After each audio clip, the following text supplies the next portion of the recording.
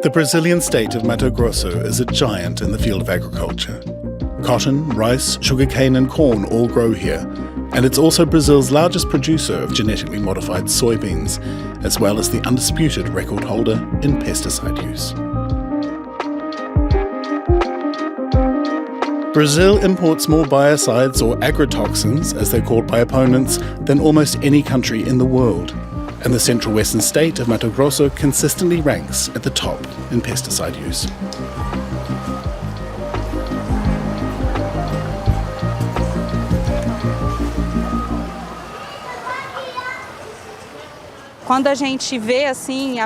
This river initially looks inviting and makes you want to swim in it.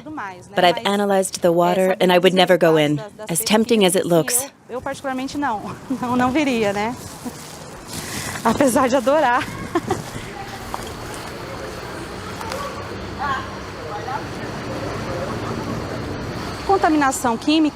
You can't see the toxins. They're invisible. The river looks pristine and untouched.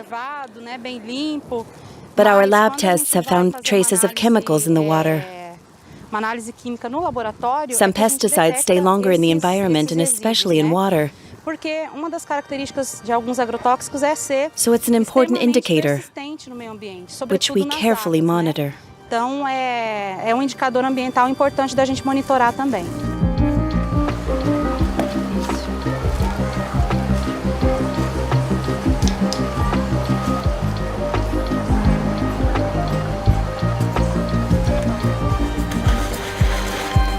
Brazil has authorized the use of 3,669 different pesticides. The country is a veritable El Dorado for chemical companies, especially for European ones, as many products prohibited in the EU may be sprayed on Brazilian fields. They make billions selling highly dangerous pesticides, most of which are banned here.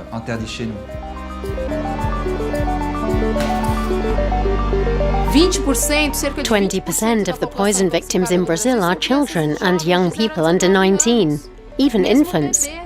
It's a form of infanticide.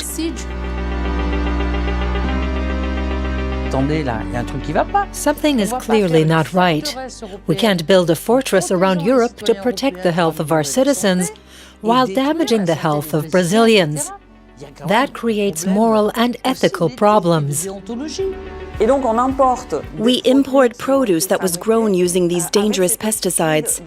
We end up with traces of pesticides on our plates that we've banned in France, Germany, and elsewhere.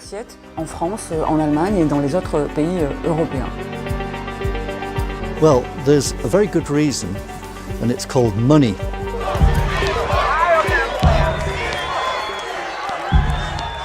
Jair Bolsonaro was elected president of the Federative Republic of Brazil in October 2018. Bolsonaro is a former paratrooper and guaranteed free rein to the agricultural industry. Almost as soon as he was in power, heads of agribusiness gathered to celebrate his victory, and Bolsonaro promised them his loyalty. I'd like to say that I'm at your service. You are our bosses. We are completely on your side to fight for you.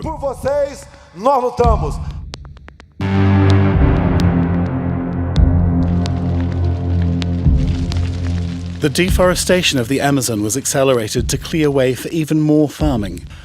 More than 900,000 hectares of rainforest went up in smoke in 2019 alone.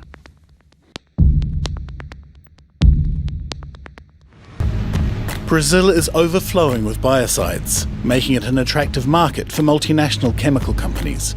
Companies like Swiss agribusiness giant Syngenta, as well as Germany's BASF and Bayer, which acquired its American rival Monsanto in 2018. Their ads depict an idealized world: clean air, healthy food, and a way forward towards sustainable agriculture, while leaving out their smoky chemical plants.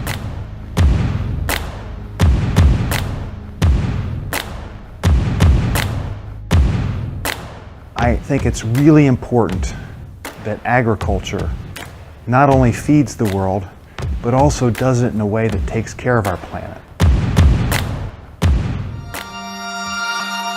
These three multinationals alone had over 100 billion euros in sales in 2019, and a charity based in Lausanne has been keeping an eye on them.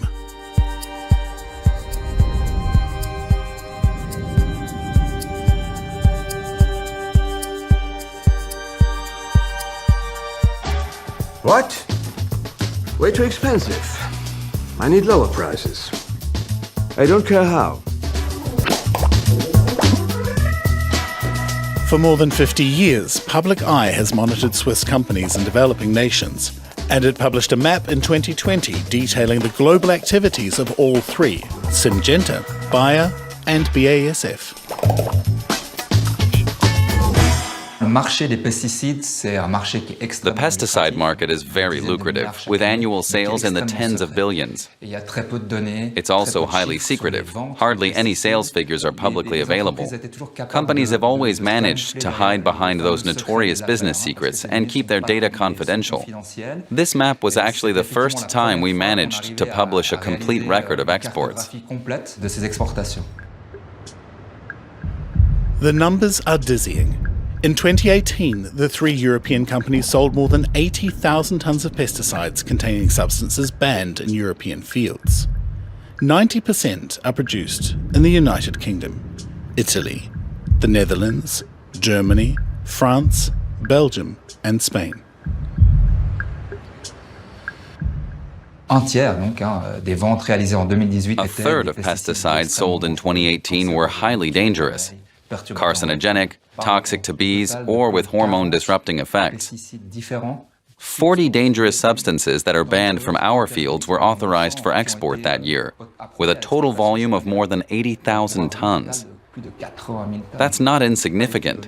That's huge. Is this hypocrisy or cynicism? The EU's double standard has found fertile ground in Brazil.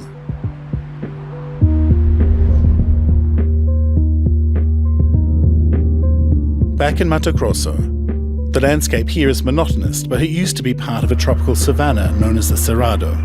Now, it's just endless soybean and cotton fields. Few animals remain, mainly just tractors and airplanes spraying pesticides as they traverse the fields. The EU banned aerial crop spraying a long time ago, but Brazil has yet to take similar action.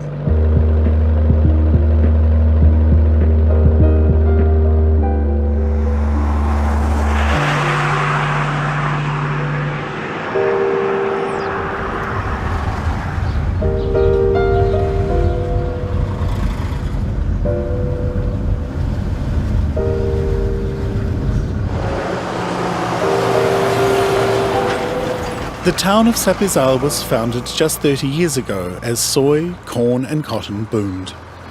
Sapezal's soundtrack is the never-ending cacophony of trucks transporting agricultural products.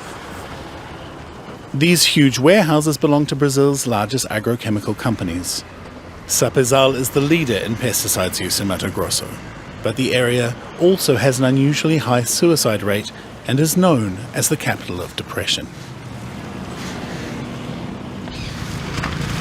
Professor Marcia Montanari, a nutritionist, has an appointment at the Andre Antonio Maggi School, named after the Brazilian soybean tycoon who financed the construction of the school.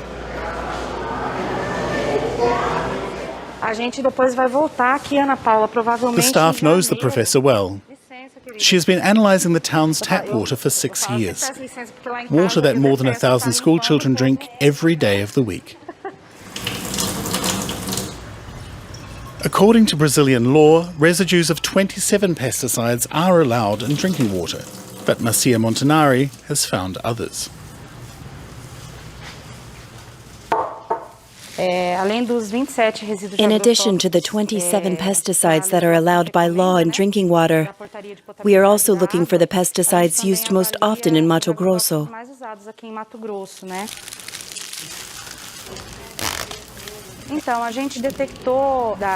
We monitor the wells in Sapezal, and we found pesticide residues in every second well below the groundwater level. The wells where schools get their drinking water. We mainly found metolachlor and atrazine. We even found them in rainwater. Atrazine is a herbicide which has been banned in Europe since 2003. Metolachlor is classified by the EU as a probable carcinogen. The results of Marcia's study were shocking. All of us who work at the school were disturbed. But the agricultural sector can continue doing business as usual. Nothing has been done to protect the water? No. No change? No. Not that I know of. That would only happen if we stopped using pesticides. But this is an agricultural region. People's livelihoods depend on it. It's important, economically speaking, and it's in the hands of agribusiness. Attitudes won't change. You can tell that the local administration is focused on agro-industry. It's a very sensitive issue for the people and for officials here.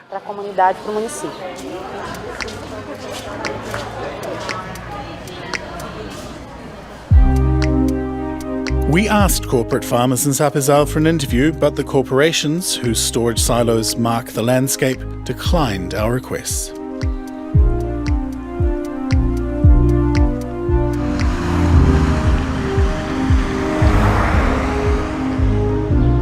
But we did get a response from Scariote, a family business founded in 2008. One of the managers, Claudio Scariote, is also the city's deputy mayor. After some initial hesitation, he agreed to give us a tour, which he assured us complies with all environmental regulations.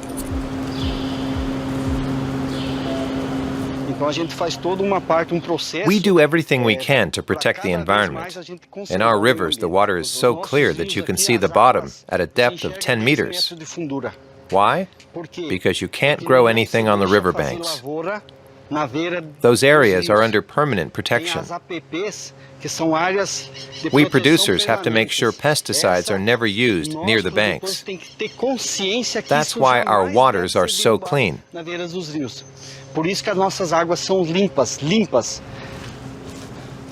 The silos. Scariote alternates between growing corn and soybeans. You can film here. This is corn.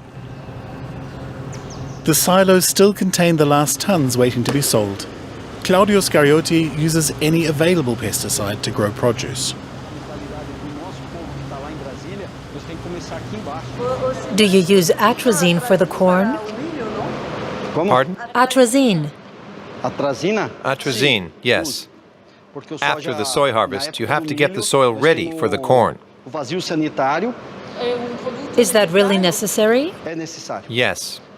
We used to use more atrazine. We use less now. Why? We mix atrazine with glyphosate. We use only half the amount today and achieve the same effect. But next year, I think we will have problems, because glyphosate can't be delivered at the moment. To replace the glyphosate, the farmer is considering using a comparable herbicide called paraquat, which is highly controversial. So far, we've really not used it. But if we run out of glyphosate next year, we'll have to.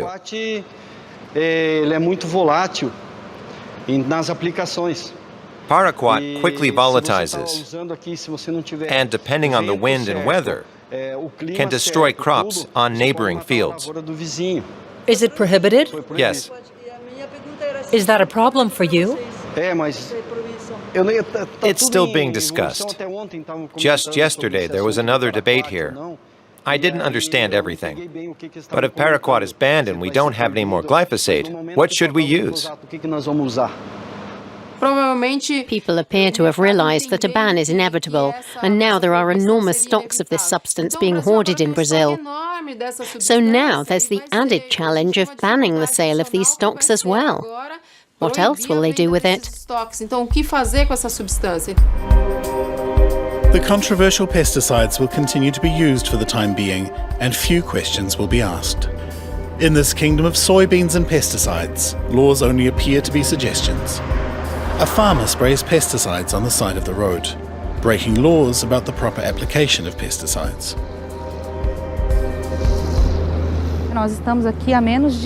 Look, they're spraying less than 50 meters from the road. You're not allowed to plant soy so close to the road, and certainly not to spray there. That's very dangerous for people's health.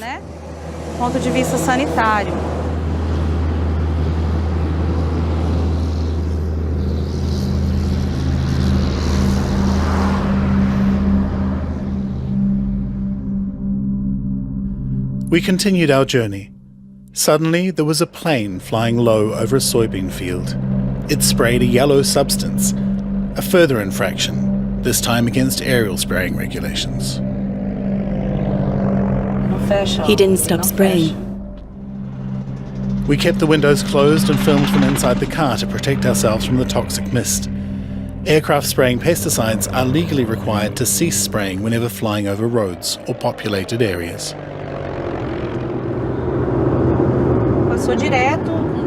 He flew over the street without checking whether anyone was passing underneath. We saw how that motorcyclist practically drove through the spray. For people on these roads or working these fields, this creates a big health risk. Plus, it ignores Brazilian law. It even shows contempt for the law.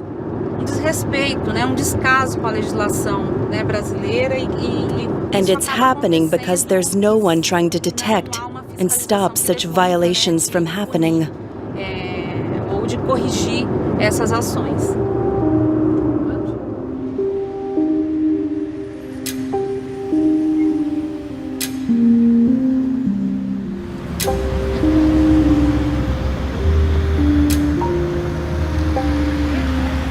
Back in Sapezal, Claudio Scariotti has changed his mind since we first spoke to him.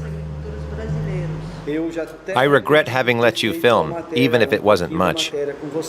Why? What could we do? Look, I only gave you a few harmless bits of information about how things are run around here. As for the technical things, I can't say much. One more question about the water. Do you know the results of the water quality studies here?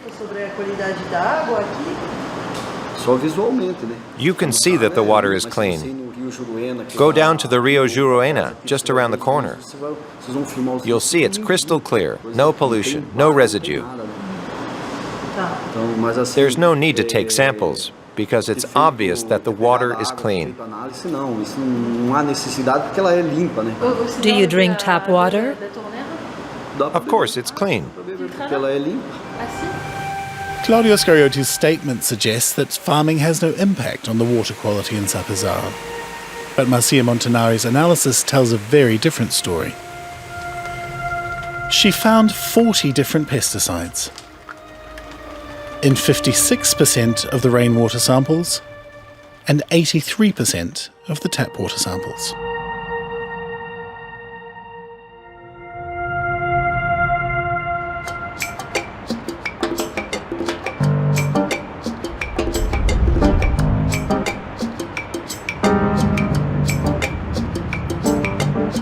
The water contamination isn't limited to rural areas. The megacity of Sao Paulo is also affected. It has a metro area population of more than 20 million, or about 1/10 of the Brazilian population. Ana Aranha is an investigative journalist covering the agribusiness industry. Laurent Gabriel from Public Eye suggested she look into the quality of tap water in Brazilian cities.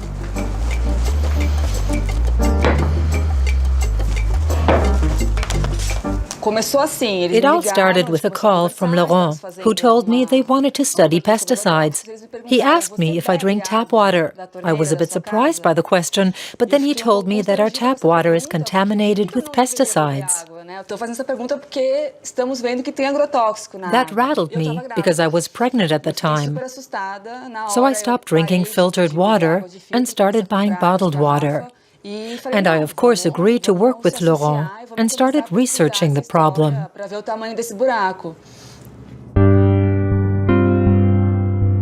Ana Aranha used public information to create a map of drinking water contamination in Brazil, starting with the state of Sao Paulo and its capital.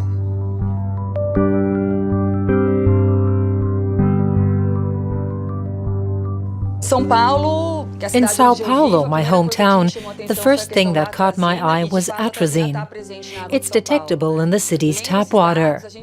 And the data collected between 2014 and 2017 showed that of the 27 pesticides studied, all were found in Sao Paulo's tap water. Of these 27 pesticides, 19 are banned in the EU. Sao Paulo's tap water would be considered undrinkable in Europe.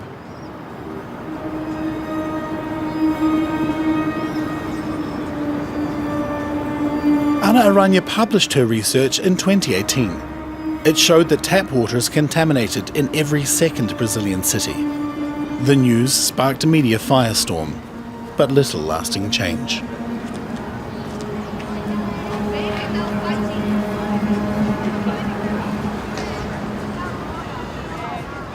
To me, this is really worrying. Once again, I had that feeling which has troubled me since the beginning of my career as a journalist in Brazil.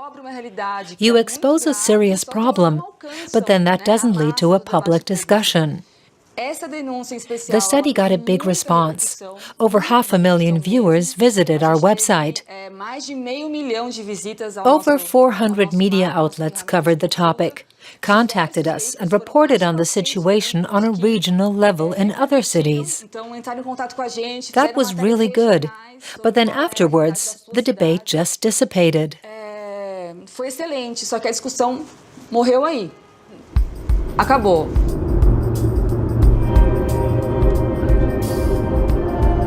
Paraquat and atrazine are the most frequently used pesticides. Both are also produced by Syngenta, and both substances are used in Mato Grosso. The two herbicides were developed in Switzerland in the 1960s and were popular by the end of the 20th century despite their negative reputation. The EU finally banned atrazine in 2003, but Brazil hasn't. Atrazine is a good example of European hypocrisy. It was banned in the early 2000s in Europe because it contaminates the groundwater. But even now, 15, 20 years later, it's still one of the most commonly detected pesticides in European drinking water. Atrazine is an endocrine disruptor, which means that even in very small quantities, it can disrupt hormone levels and affect the reproductive system. Every pesticide included in our investigation is a substance that was used in Europe until European authorities took it off the market because of its risks. The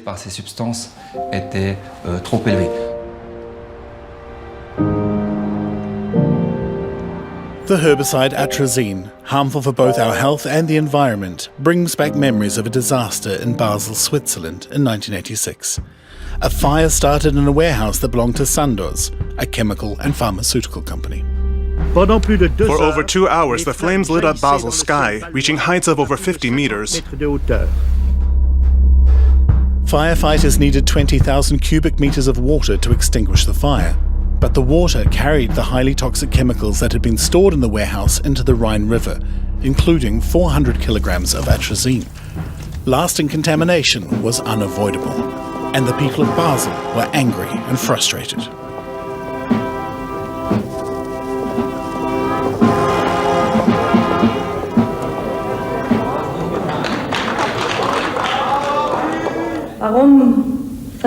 Why are you defending yourself? Why don't you just apologize? Under public pressure, Sandoz, which would later become Novartis, from which Syngenta would emerge, had to relocate its production to the United States. The company then sold atrazine in Europe for another 16 years.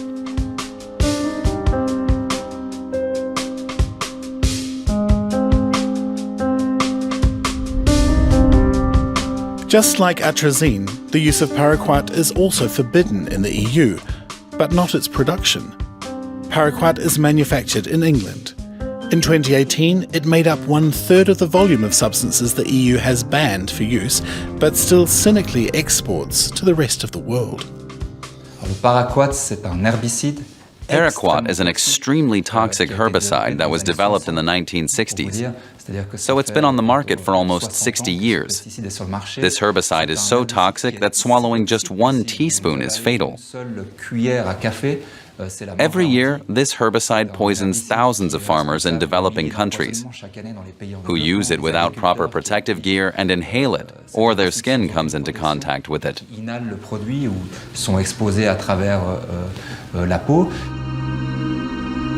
But paraquat is still approved for use in some countries. Understanding how these products are assessed and sold can help explain the discrepancy. Pesticides are reviewed by local agencies around the world. In Europe, that agency is the European Food Safety Authority, or EFSA.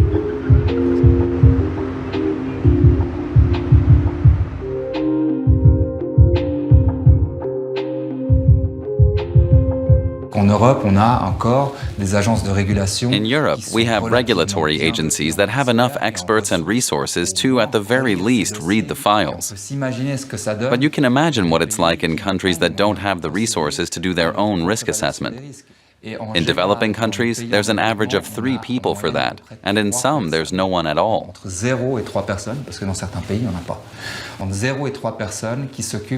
0 to 3 people who are tasked with assessing the risks of pesticide and approving or disapproving the use of certain substances in their country.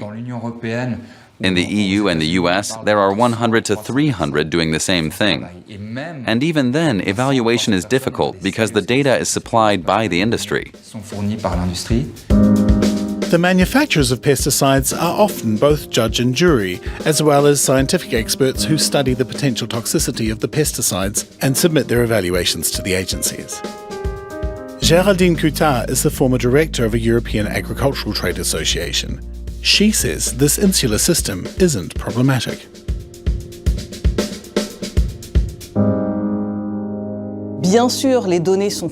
Of course, companies provide the data.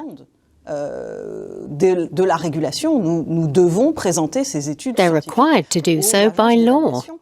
We have to share our studies with the agencies. Each dossier has thousands of pages. But I don't think the agencies lack the capacity to evaluate them.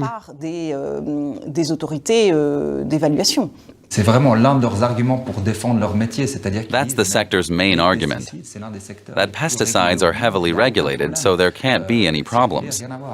But that's where the big lie comes in. The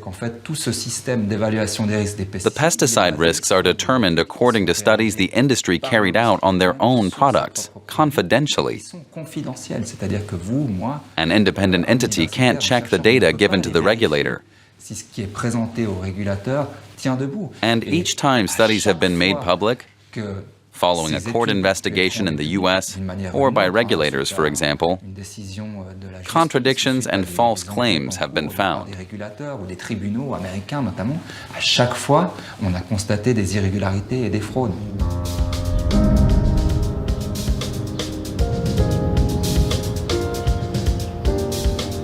One particularly troubling story was made public by a whistleblower who was a long-time Syngenta employee. John Halings says the government agencies were deceived for over 60 years. The toxicologist claims ICI, a British chemical company, falsified data on paraquat. ICI's pharmaceutical division eventually became AstraZeneca, then combined its agricultural business with that of pharmaceutical rival Novartis, forming the world's largest agricultural company, Syngenta. Halings was hired in 1986 to make paraquat less dangerous. Paraquat actually is probably the most deadly pesticide which has ever been made. And there are some nasty pesticides out there. Paraquat is absorbed from the gut very quickly. After drinking, within 1 hour, you have the highest blood level. So we then thought, if you can remove the paraquat from the stomach, this would be a good approach.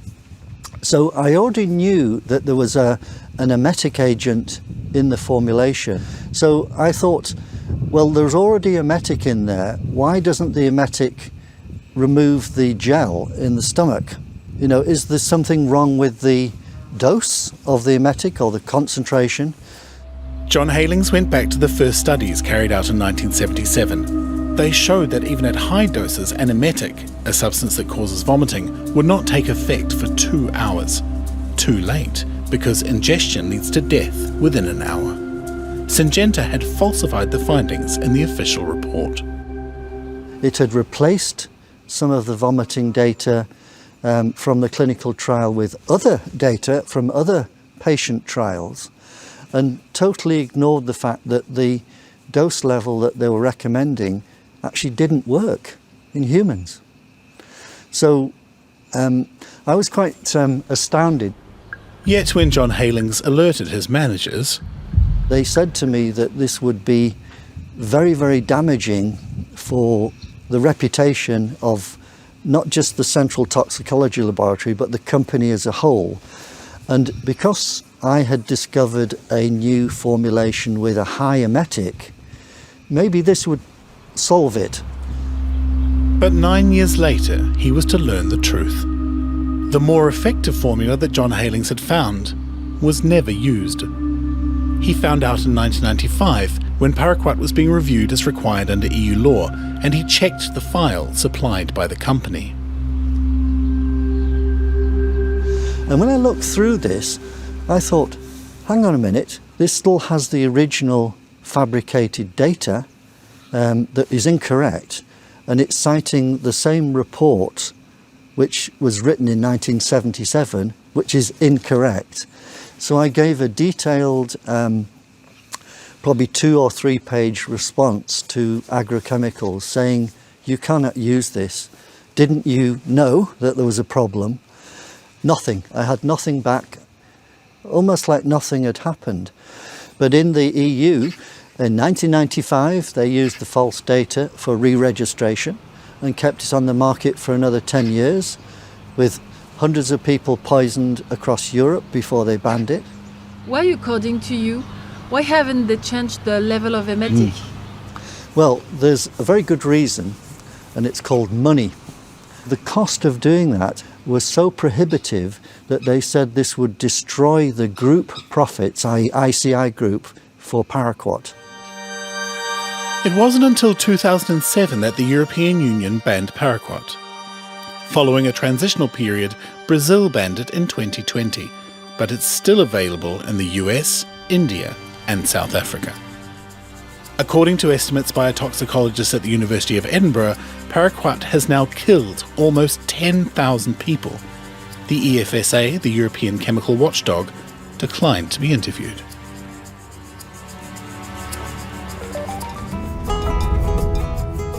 Back to Brazil, to Ceará in the northeast.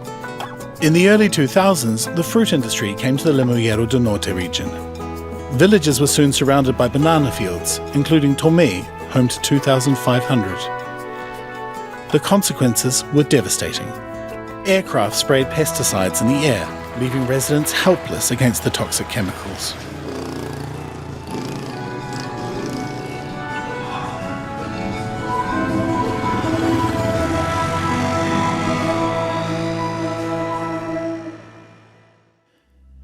In 2008, Zé Maria de Tomé decided to fight the illegal spraying. He quickly became a media fixture.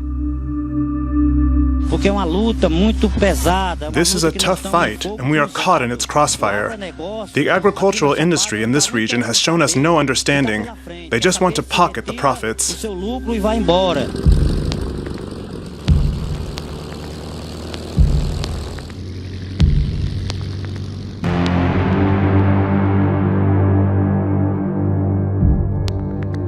The planes were not allowed to spray within 200 meters of the village, but they flew right over us. People found the white trailing streaks beautiful and ran outside to look at them. I had 150 chickens in my garden, and 80 of them died in one day. The plane flew by, the chickens began to stagger, and then they died. Say Maria once said, "In 10 years, I may not be alive, but you will see people getting cancer, children being born with birth defects, and terrible diseases, because we have no protection against the agrotoxins."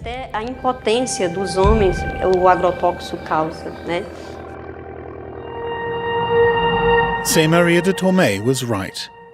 2 years later, he was killed, shot by the side of the road. The assailant was arrested, but the person who allegedly hired him, a large-scale landowner, was acquitted. Just as Zé Maria feared, the frequency of serious illness has risen. The cancer rate is almost 40% higher, according to a local study.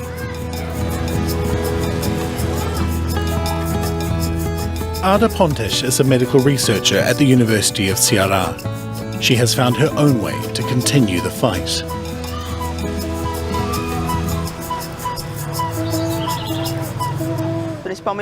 After environmental activist Zé Maria de Tormé was murdered in 2010, people were really afraid to give interviews. It took a lot of patience and an intense dialogue with local residents. Com os moradores e moradoras da comunidade.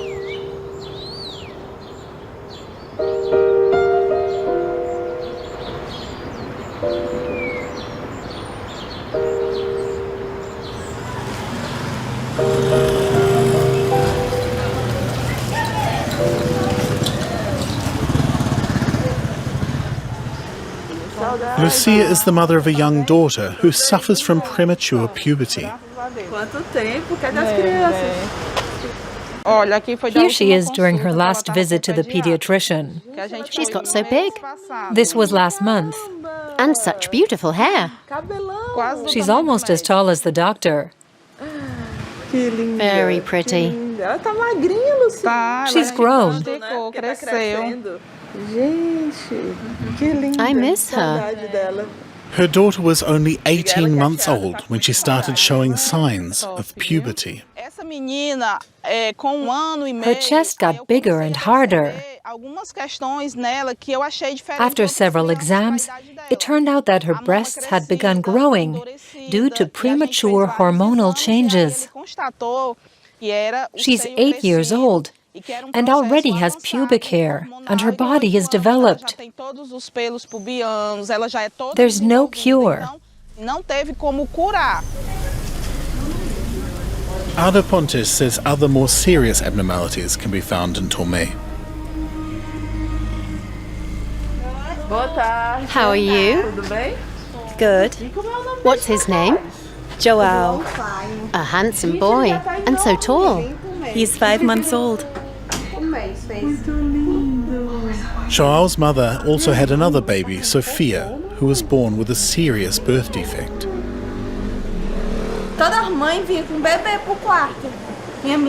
All mothers get to see their baby after birth. I didn't. I had a good doctor, but it was terrible. I could see it on his face. He said, Sofia will not live more than 3 days. She was born with 2 holes in her heart. She didn't make it. She died. I was so scared that I never wanted to be a mother again. But God is wonderful that He gave me a healthy and beautiful baby. He's my life. Aren't you, my darling?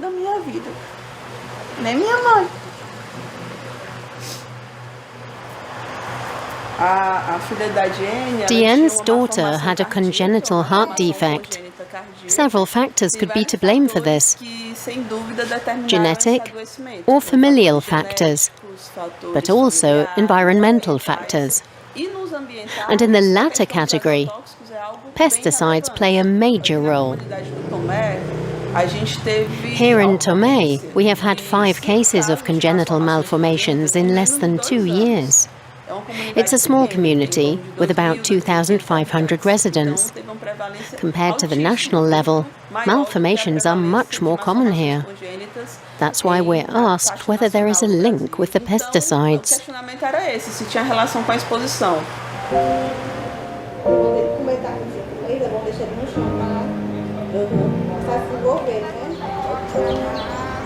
The researcher has investigated the extent to which families were exposed to pesticides before their children were born. Her findings are revealing. Lucia worked at a school surrounded by fields that were sprayed.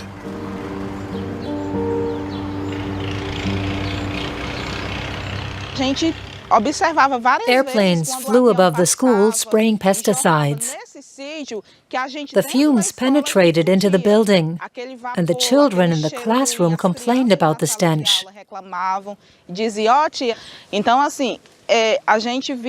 Some had skin irritations afterwards, swelling or itching. Others reported headaches and nausea.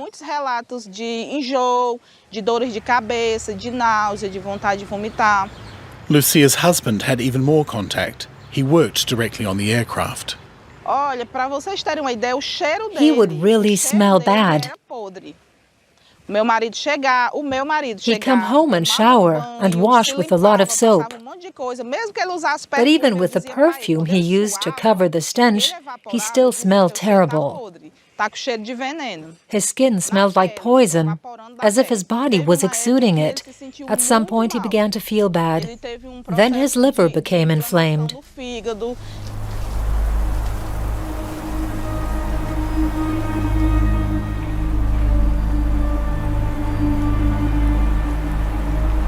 Tieni, the mother of little Sophia, who died just days after she was born, was caught by a spray of pesticide at the beginning of her pregnancy.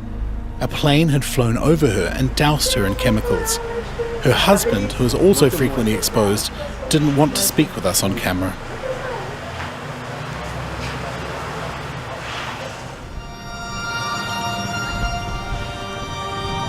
Ada Pontes has little doubt that pesticides cause these tragedies.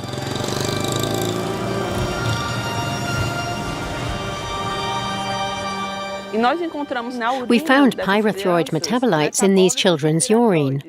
Pyrethroids are a type of pesticide. Recent studies show that prolonged exposure to pyrethroids, even small doses, can lead to health problems such as congenital defects or premature puberty.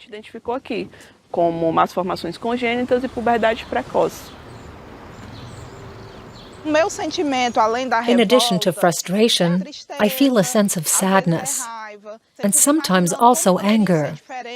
I imagine how different life could be if farmers didn't just think about their profits. These people don't live here. Their children don't go to school here. They don't have relatives here. All they care about is getting rich. They take from our soil without any consideration.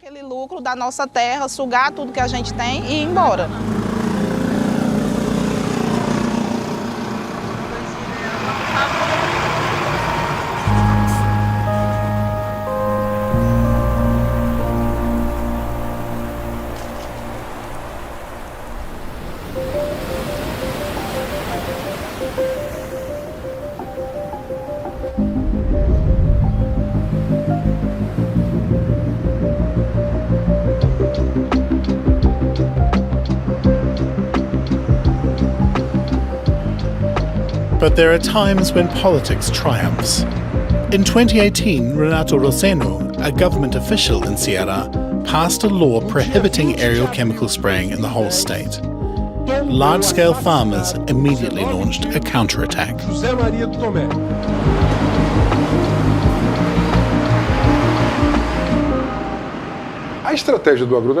The strategy of agrobusiness is to overturn the law in the Supreme Court because they don't want it to go into effect in other states. Several legislatures in other states are discussing similar laws, inspired by our progress. And if we win in the Supreme Court, that will naturally encourage the other states to enact similar laws. And Renato Roseno has further plans. He wants to see pesticides taxed. Pesticides are not subject to any tax. When you buy aspirin at the pharmacy, you pay at least 17% VAT. When you buy glyphosate, you pay none. That's absurd and shameful. The state promotes the production and use of pesticides. Above all, he wants to end the EU's double standards.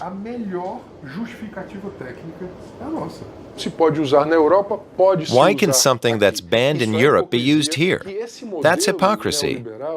This neoliberal model, this global division of the economy, has led to certain regions being sacrificed, regions that are now home to all the dirty work. And who bears the cost for that? The people. And they pay with their health. The EU must review its trade standards and stop big corporations from selling substances here that are banned in the EU. Trump has confronted the democratic institutions, the separation of powers. Larissa Bombardi is a Brazilian geographer who was invited to Brussels. She urged the EU not to turn a blind eye. Bom dia. Hello. It's a pleasure to be here. According to official figures, more than 500 babies have been poisoned by pesticides in Brazil. But by now, it could be more than 25,000 poisoned babies. I got the feeling that I was able to make the MEPs more aware of the issue. It's inhumane to sell something abroad that is banned in the EU. After all, is the Brazilian population worth less? 20% of the poison victims in Brazil are children and young people under 19, even infants. This is a form of infanticide. And I use that word deliberately because that's what the numbers prove. 500 infants poisoned by pesticides. How can that be? The Brazilian agricultural industry was not happy that she went public with her criticism. She decided to leave Brazil after she received threats on her life. About 50 environmental activists are murdered every year in Brazil. She now lives in Europe.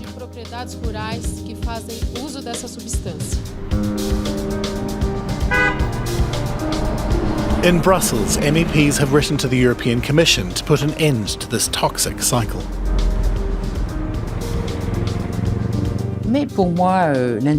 For me, these chemical companies are criminals. MEPs must take action to stop them. And right now we're fighting so that the production, storage, and transport of a substance are prevented the moment it is found to be toxic. The Commission acknowledged that the situation is absurd and said they would respond and take steps to ban the production and export of highly dangerous pesticides. The EU has the power to bring about real change, but that change remains a distant hope.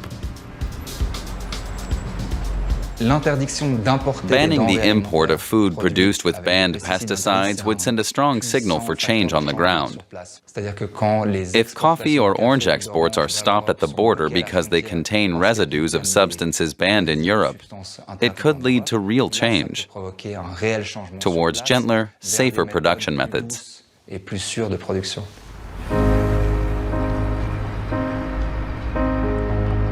UN Special Rapporteur Marcos Orellana also supports this request by MEPs and NGOs, but the EU Commission has yet to begin drafting the legislation. Meanwhile, in France, the production and export of highly hazardous pesticides has been banned since January 2022. Though there are exceptions.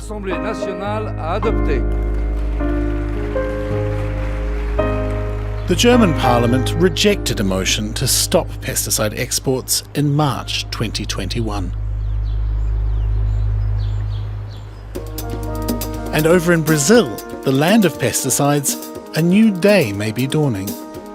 A group of small independent farmers, known as the Landless Workers Movement, has become one of the world's largest producers of organic rice, grown entirely without chemical products.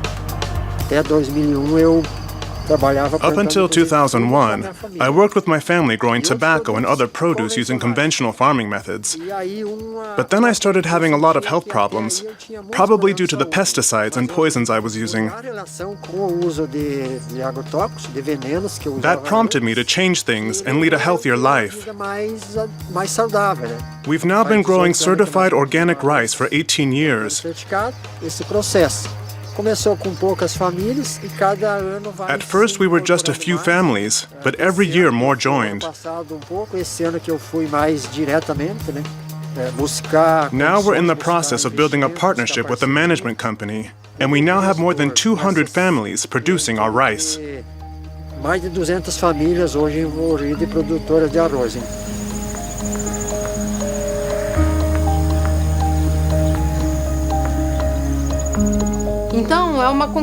It's a huge victory.